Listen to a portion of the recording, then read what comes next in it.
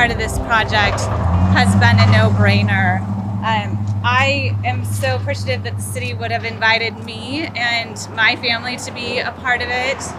We feel just an inherent responsibility to give back, to share our good fortune and our opportunities, and I'm so glad to have been able to attach ourselves to this important project. When this project came up, it was introduced to me and my husband by the Rotary Club, who also does phenomenal work, and so many of you are here today, and so many of you have been important contributors with manpower, your network, raising money. So that gave tremendous confidence. And then Kevin Gelati, Team Gelati, there's such a legacy there, started by your dad. You are continuing it. When you came on board with this project, the confidence by the community, by other construction partners, all came together. And without you and without your brand and your incredible integrity behind this project, we would not have ended up with partners like Vicky Souye, thank you, who raised your hand to really make sure that this project moved forward. We are so fortunate for your partnership. Mayor Barrett, the city, I told you earlier, your city staff, your council, you all have done great things to support this project, and it's really, in these unique times, fun to have something so positive to attach to. I just want to add to it how important every single person who's here has been in this project.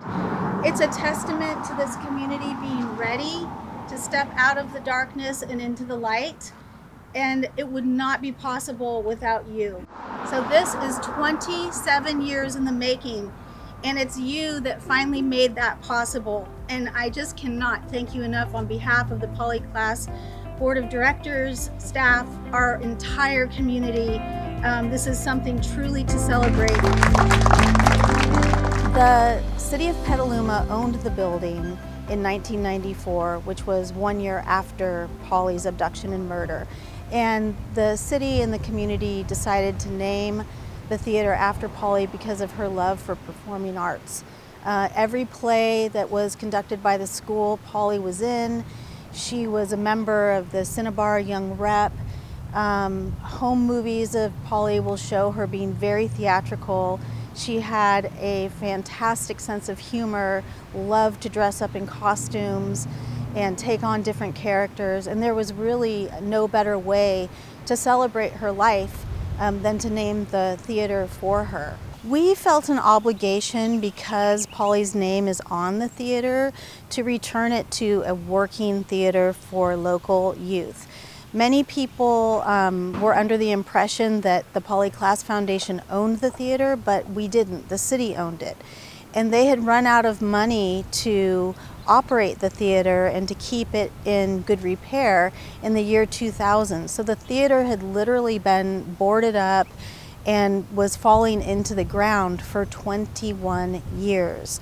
And we would get calls at the foundation all the time by really grumpy citizens who actually experienced trauma and grief when they would drive by this building, see Polly's name on it, and see it falling into the ground, because it was meant to celebrate her life.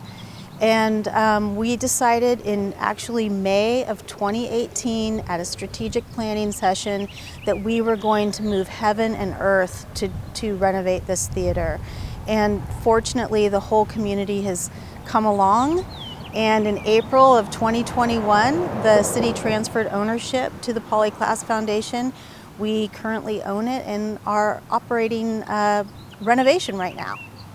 I've lived in Petaluma for about 18 years and just wished to see something happen with it, wished to see the narrative of how the community has recovered, or really actually has not recovered, from the loss of Poly Class. I wanted to see that change, and it just felt so stuck with this building. And so actually a former city manager, Scott Broden, approached me and asked if I would be willing to get involved. My father passed away in 2018, and he was huge on giving back and doing what you can, and when times are good, give back and pay it forward.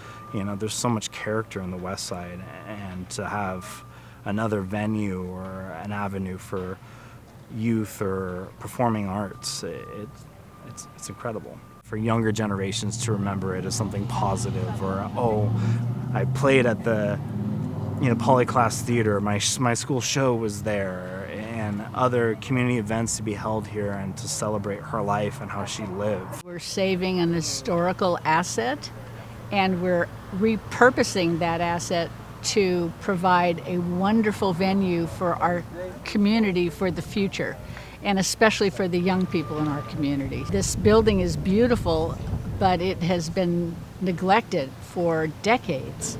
And now, with the absolute dedication of the Polly Klaas Foundation, we're seeing it be saved as a historic resource for our community, and now reused as a theater area and a play area for young people who are interested in theater and the arts. I just get goosebumps when I see or hear, someone doing a great job up on stage. Everybody, that we love and adore in the entertainment business started out as a child somewhere.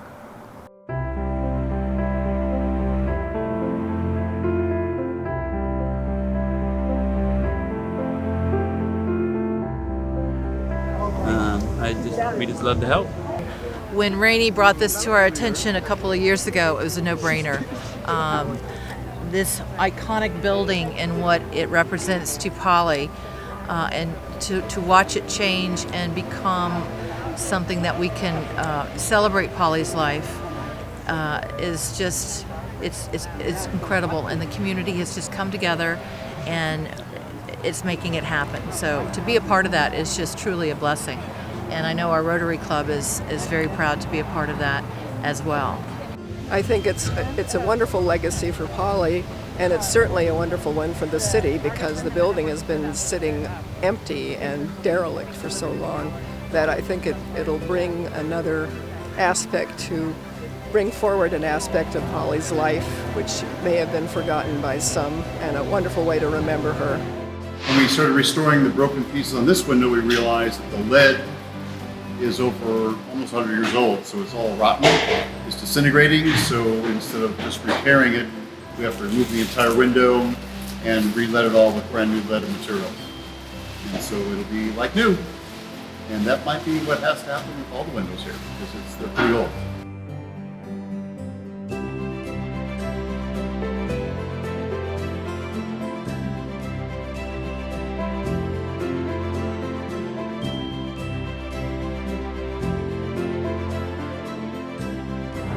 One way that the Foundation's board and staff has really thought about this project is stepping out of the darkness and into the light. And that doesn't mean that we'll ever forget how Polly was taken from us, but we are shifting our focus onto how she lived and to celebrate her life and finally properly honor her. And we're just so grateful that the community came together to help us to do this. It truly is a community project in every sense of the word. We hope that this theater becomes the premier spot for youth performances. There's so many things that schools used to offer that don't anymore in the way of performing arts. When I went to school, we had chorus, we always had a spring musical, and because of budget cuts and time, most of those programs have really gone away. So part of it is that there isn't a place for students to conduct these performances. Maybe they will use their multi-purpose room, but that's like where they ate their bologna sandwich just earlier that day. It's not a real theater. So it's difficult to teach kids not only the joys of being in a performance, but also how to run a theater, how to be a stage hand, how to build sets. And we want to bring after-school programs into this building and make it affordable so that every student who wants to be part of the theater arts can come and be part of this community. And we cannot wait.